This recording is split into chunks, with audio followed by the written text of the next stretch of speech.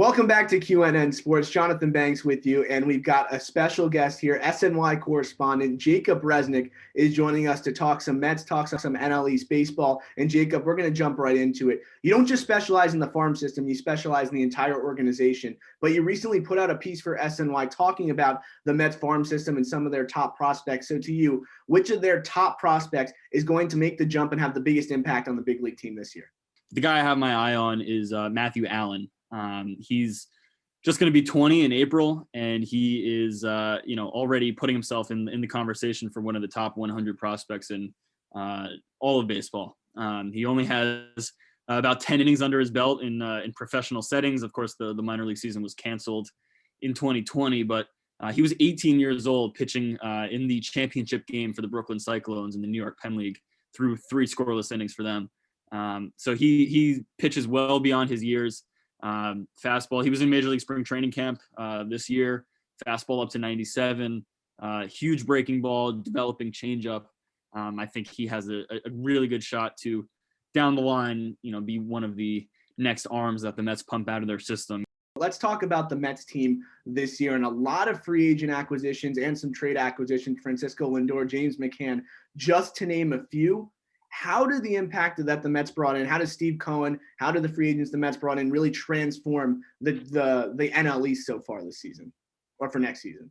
Yeah, well, I think the exciting thing coming out of last season was obviously they disappointed in the 60-game season, but the core was there. The core was certainly in place. Brandon Nimmo, Michael Conforto, Pete Alonso, Dominic Smith, Jeff McNeil, J.D. Davis, and that's just the lineup. Talk about Jacob deGrom, obviously in the rotation, Marcus Stroman coming back, David Peterson in his rookie season was really strong. So the core was there. Seth Lugo, another guy. But they really just needed to, they had glaring holes that needed to be plugged to really cement themselves as a legitimate, not just NL East contender, but a nationally pennant contender. And I don't know how much more of a splash you can make than trading for both Francisco Lindor and Carlos Carrasco.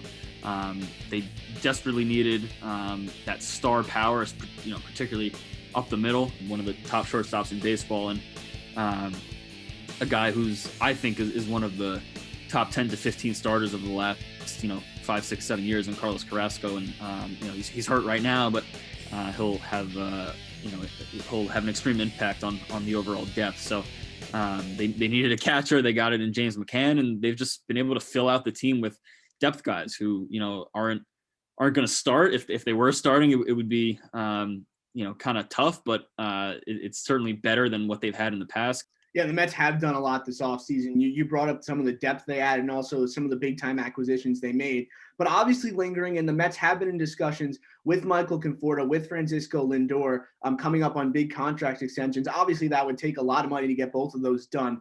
But this year, before the contract extensions come into play, because there's a possibility one or both of those guys won't be playing baseball in New York. So what do the Mets have to do specifically this year to take advantage of this contention window, which starts this year, could branch 3 to 5 years, depending on how much and how many years they sign those guys. But this specific year, the Mets are in a good position based on those contracts.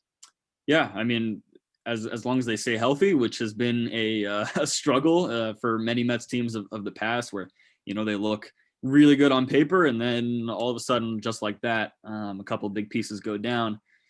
So if they stay healthy, if they play up to their potential, I mean, Lindor could just as easily hit 30 homers as anyone on this team.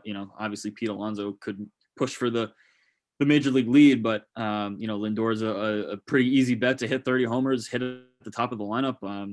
If everything breaks their way, I think they're certainly in a good position. And compared to in previous years, like I mentioned, that the depth, if something does go wrong, if someone important does go down, they've made the acquisitions to strengthen the back end of their 40-man roster, their AAA squad, where they have those guys like Joey Lucchesi, Jordan Yamamoto, not studs by any means, but guys who can, you feel comfortable plugging them into the back of the rotation if need be. So, they're going to need everything to break right, and every team does if they want to win a World Series. But I think, Steve Cohen, Sandy Alderson, they've put this team in a good position, at least to start the season.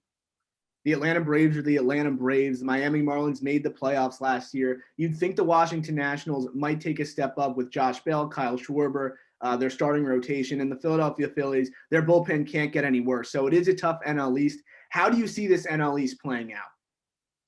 Yeah, it's tough. It's always been a division where I think there have been really high expectations, and usually it kind of ends up not being exactly what we expect. Like maybe we've expected, the Nationals to be right there, and they coming off their World Series win in 2019, and then you saw what they did in 2020. Certainly, not living up to that standard. So, the Braves are excellent. Their lineup is, I would say, up there with the Mets. I just not sure how their pitching is going to stand up.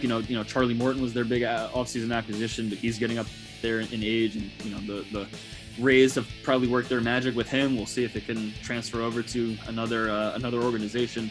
I think it's going to end up in a two-horse race between the Mets and the Braves for that top spot, and whoever doesn't win the division should be in a pretty good position to take a wild card spot. But that's why they play the games. Anything can happen, and it'll be interesting to see as guys kind of build up after not throwing that many innings last season.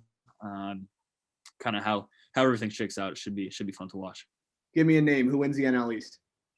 Mets, baby, all the way. I think this is the year they're gonna get it before Lindor and Conforto. Hopefully before they I guess hopefully they don't leave, but if they do leave, hopefully they get a division title. With those guys, and the window is here, but it's closing quickly. DeGrom's obviously not getting any worse, but he's getting up there in age, and Syndergaard's a free agent after this season. So I'm going to go with the Mets, but I think the Braves will be right, with them the entire way. The window is here, but it's closing quickly. The New York Mets are going to win their first division title since 2015, according to SNY correspondent Jacob Resnick. Jacob, thanks for the time. And coming up, MVP candidate, is Bryce Harper one of them? We'll get that and more coming up on QNN Sports.